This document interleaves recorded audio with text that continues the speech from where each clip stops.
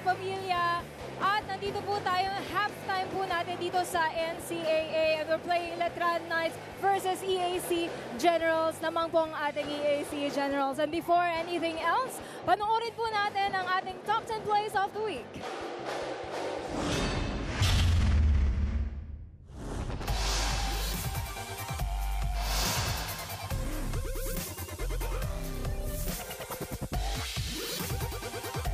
Opening week pa lang ng NCAA, pero sa ating top 10 plays of the week, isa-isa nang nagpapakilala ang mga nagtatangkang maging bagong hari ng collegiate basketball. Simulan natin sa number 10. Now Victoria. Hesitation move. Whoa! Hey! Down the basket and a foul for Lawrence Victoria ng Mapua Cardinals naglabas ng isang career performance sa opening day kontra sa Arellano. Sa number 9. Binigay sa kanya ni Bahio. Bolek lumusot sa depensa. Robert Bolek! Ang bagong King Lion, Robert Bolek, elevating and finishing in the paint. On opening day, Robert Bolek. Dito naman sa number 8. Bautista, Hamadu Lamino! Pinakita ni Hamadu Lamino na wala na siyang iniindang sakit sa kanyang tuhod. It's a monster jam for the EAC Center. Sa number 7. Under shot clock, Zuzu with a screen, Kaduyak free, the layup is good! Tinapos ni Raymar Kaduyak ang isang upset win kontra sa defending champions with a clutch layup to put the game away. Very basic. At number 6. The Blazers defense. First 2 points of Keith Guido here in the season.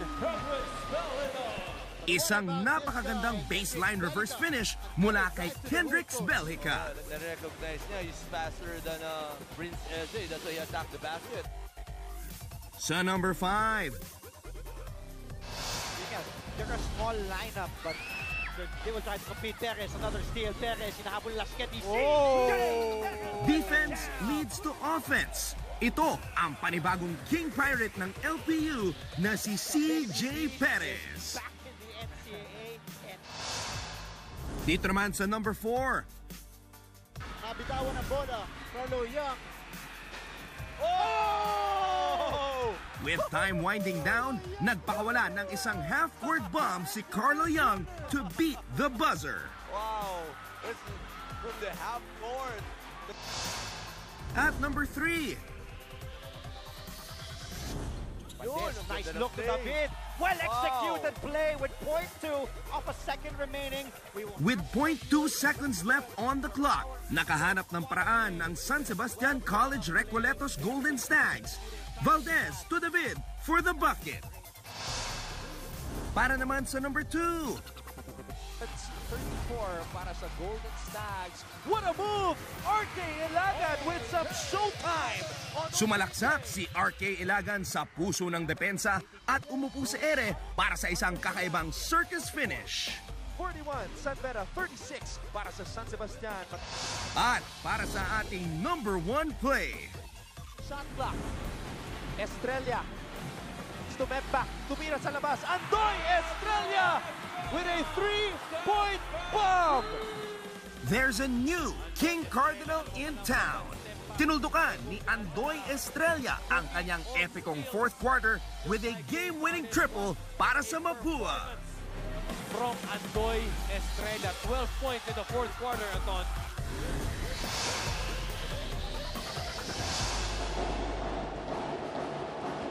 Okay, so that's it for our top 10 plays of the week. At nakita natin ang Monster Slam ni Hamadu Lamino. Makikita kaya natin yan before the game ends. And again, for the recap of our scores for our first half, we have Letran Knights 41 and EAC Generals leading 43 points.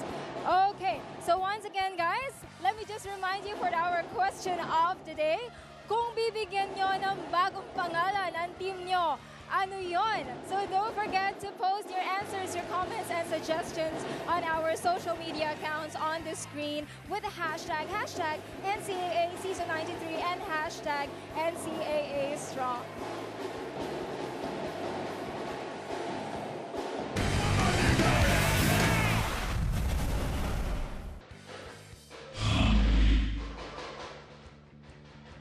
Grabe kayo dito sa Phil Oil Flying V Center for this game between the Colegio de San Juan de Letran Knights and the EAC Generals. And at halftime, this is our score. EAC leading by only 2 points over the Letran Knights after that very hot start for them. So, ako si Martin Javier, kasama si Coach Martin Antonio or Coach Hammer para hindi po kayo malito. And Coach Martin, it's been a tale of 2 quarters after launching a 28-12 and leading by 16 after the first. Bumawi naman ng Letran with their 29-15 quarter of their own in the second. Parang diesel nga itong Letran Knights na uminit ng second quarter, pero yung simula ng EAC Generals nag-aapoy. Napakaganda nung kanilang unang sultada, 22 first quarter points in the paint.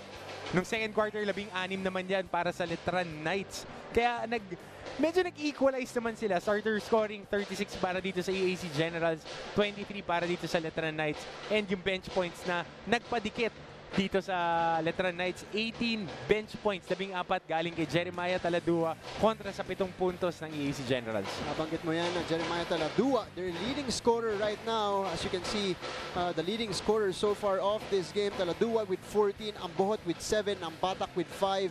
Sa kabila naman, Juju Bautista with 11, Onwubere with 9, and Munsayak, very interesting coach, na stuck sa 8 points after lahat yan galing sa first quarter. Nirotate ni Coach Ariel Simpson ang kanyang mga guards. Nakita natin si Pasco, mas matagal ang inilaro nung second quarter at na-sustain naman yung intensity. Kaya lang talagang naka-stop ng marami itong Letran Knights. Because Francis Munsayak naglaro lamang for 2 minutes in the second quarter and garnering 2 turnovers as well. So he is looking to bounce back here in the third quarter para pamunuan itong EAC Generals, if ever, their second win of the season and their first 2-0 start rather here in the NCAA.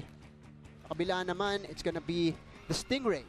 Rain Ambatak has yet to find his shot in this game. He's only 1 out of 5 points.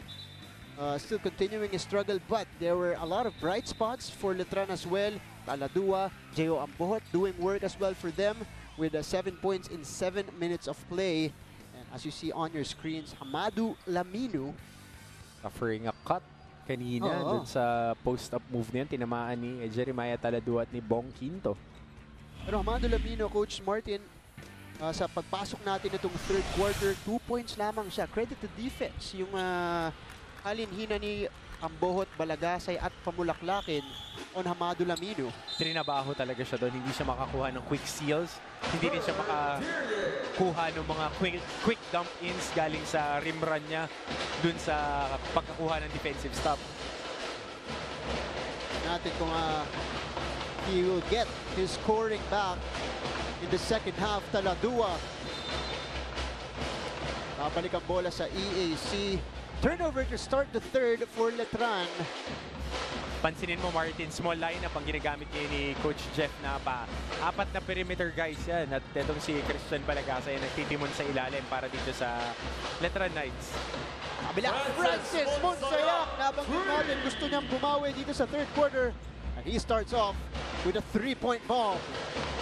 Pumasok na rin sa double-digit scoring kung si Francis Munsayak. 11 puntos para dito kay Little General. Dito naman sa kabila, posting up Juju Bautista. Mintes ang kanyang tira, Hamadu Laminu securing the board. Munsayak goes to Onwubere. They will slow it down. Francis Munsayak, top of the key. Dumire-diretso ang Munsayak, wala. We'll get the ball back. Garcia naman lumapit, wala pa rin. 2 attempts in that play for the EAC Generals. Ambatak eluding Sidney Onwubere, and he lays it up and in. Ganda nung atake na yun ni Rain Ambatak. Putting on a move behind the back and then hesitating for a bit, slowing down, and then atake agad. Stingray, 7 points. Pangalawang basket pa lang niya dito sa ating laro. Munsayak Gets it inside to Onmubere, who lays it up and in. Perfect delivery para dito kay Francis Monsayak. Dun sa elbow, duck in. Medyo na-delay pa nga yung roll na yun ni Sidney Onmubere, pero napakaganda ng pagpasa na yun ni Francis Monsayak. Nalitan tayo ng baskets to begin the third. Taladua naman, gustong bumawi. Mintes ang tira niya. Onmubere with the board. Sid Onmubere, inidepensa ni Bong Quinto. Bautista naman sa poste. Kalaban si Nambatak. Bautista umikot. Force shot for Juju Bautista. Nambatak on the break. Nice intention to pass it to Bong Quinto. Maganda na sana yun dahil nakita niya tumitrail itong si Lamino at si Bautista sa harapan niya. Extra pass sana sa kabilang side kay Quinto. Hindi lang nahawakan ng maigi. Ayun, oh. So, napataas ang pasa ni Ray Nambatak. Lamino posting up. Christian Balagasay. Monsayak with a nice fake. That's a foul on Balagasay. Yun yung nabanggit mo nga kanina, Martin. Nagdagdag ng timbang tong si Christian Balagasay. Before, yung post entry and then kick out reseal, napupunta siya sa ilalim eh. Pero ngayon, dahil meron na siyang added na mass, nahihirapan siyang iusog ngayon nito ni Lamino. At hindi rin kalakihan tong si Lamino. Athletic lang talaga at mahaba. Pero upo muna dito si Christian Balagasay. Papalitan siya. Ang isa pang malaki ang katawan si Christian Pamulaklakin. Hamino opting to take that shot from the outside. Wala. Wala siya dun sa kanyang mga sweet spots sa ilalim eh. Calvo eluding everyone. He goes all the way. Great attack there by JP Calvo. Early break na naman yun. Anytime na makakatulog ng depensa ng EAC General sa transition na ang kakapitalize ng Letran Knights. Monsayak. Nabasa yung pasa niya neto ni Jeremiah Taladua. In the meantime, alley-oop! And Quinto finishes on the other end. Great look there by Jeremiah Taladua. Recognizing the athleticism of Bong Quinto, placing the ball right where he can get it and finish. Nabasa isang lamang ng EAC. It goes natin this quarter. Letran starting hot, shooting 60%. 2 out of 6 lamang sa EAC. Napakaganda rin ang kanilang idinidepensa. What a crossover right there for JP Calvo. Mintes lang itira niya. Meron tayong mga tweets dito for Philip Emerald. Philip Emerald. Yes. Meantime, the EAC Generals back on top by 4 after that three-pointer. Pero Francis Monsayak, pangalawa niya dito sa ating third quarter. Calvo puts it on the floor, gives it back out to Bong Quinto. Quinto pa rin may tangan ng bola, lumapit. Quinto with a tip off the glass and in. The tenacity of Bong Quinto na makuha yung basket na yun. They get the ball back. Calvo with a steal. JP Calvo. Kick out. Nambatak na libre sa kanto. Malakas. Chance sana para makalamang for Letran. Ray Nambatak. 2 out of 6 so far in the game. Second chance points. Letran with the lead 12-8. Hirap na hirap kumuha ng pwesto tong si Hamado Lamino. Talagang minamasahe nitong mga big men ng Letran Knights. Familiar move for JP Calvo. This time it doesn't go, but he gets the ball back. Nambatak with 9 seconds to shoot for Letran. Nambatak, oh, takes the 3. Malakas. Taladua. Pinapunta niya kay Juju Bautista. So ball will remain with the Letran Knights. We have a timeout here for Coach Jeff Napa. Magbabalik ang NCAA Season 93.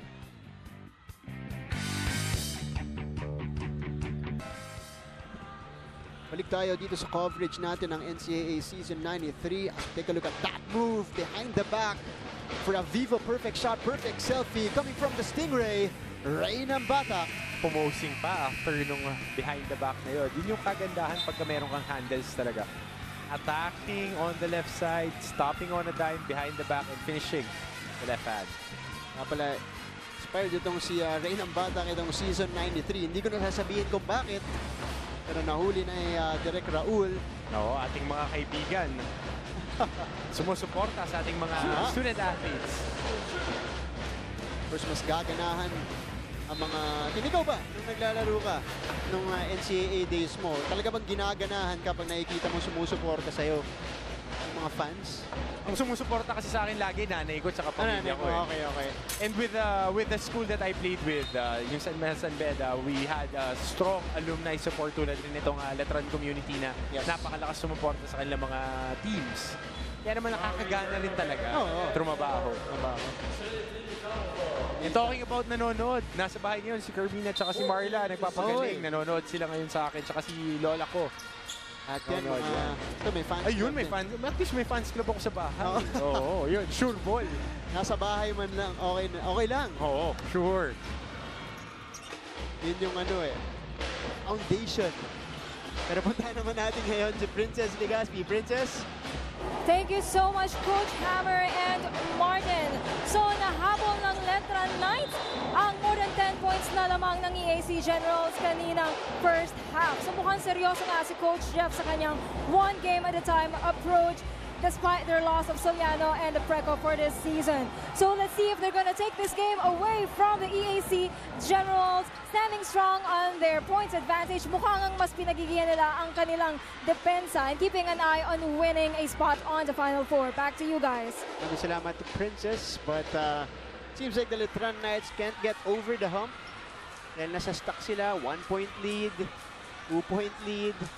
Hindi nila makuha yung kalamangan so far. Iniinda yata si Hamado Lamino. Kanina pa tinatamaan itong si Hamado Lamino. And you would not expect anything less when you're playing the Letran Knights because they're really a tough team. Since time immemorial. They're very tough. They are hard-nosed. Characteristic na yan ng kanilang team. And that's how they win championships. They are really a tough and competitive team. Kaya hindi ka po pwedeng magpapakita pagkalaban mo Letran ng any weakness because they would really take your heart out. Nakita natin yan dito sa ating laro. First quarter, lamang ng 16 ang EAC. Pero kilala natin yung Letran. Humabol sila nung second quarter. Ngayon, dalawa na lang ang lamang ng Generals. And Quinto gets the steal. Binigay kay Balanza. Letran. Gustong lumamang dito or tie the ball game. Quinto pumeke. Lumapit. Bong Quinto. Midrange is good. Bong Quinto putting on a move and pulling up at the elbow. Very impressive offensive player tong si Bong Quinto ever since he got in dito sa NCAA. Second deadlock of this game at 51-all. No ang diskarte ng EAC. Lamino double teamed. Gets it to Corilla inside. That's short. Great defense there by Hedaria. Dun sa cut na yun, na-cover niya. And na-dislodge pa yung tira na yun. Mantala, Quinto. Check that, si Bernabe pala yun. Kasi magkahawig doon dalawang players na to. Awi Bernabe, of course, on the floor for Letran. That's a foul underneath. Makikita mo talaga, Martin, yung mga little things eh. Yes. Talaga, yun yung tapik. Pero it was a basketball foul. Nothing untoward. Talaga, medyo binenta lang din neto ni Jerome Garcia, yung foul na yun. Binalik na si Jerome Mambot. Medyo matagal-tagal ding upo ang big man ng Letran Knights. Well, din siyempre, maganda yung laro nila Malagasay tsaka ni Pamulaklakin. Pero ito, isasabay siya kay Christian Pamulaklakin.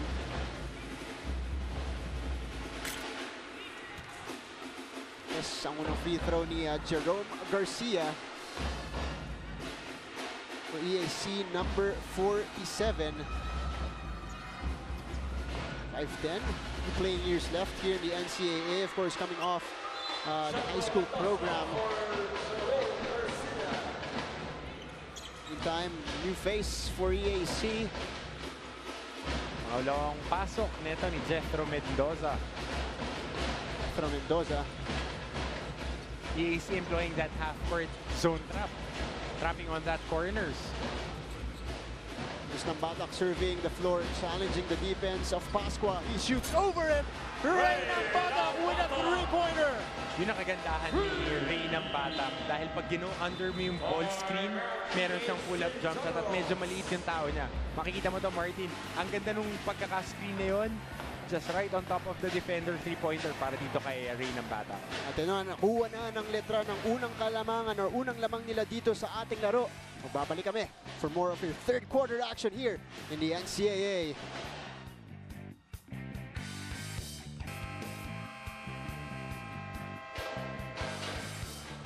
Balik tayo dito sa Philoy Flying V Center and their kids watching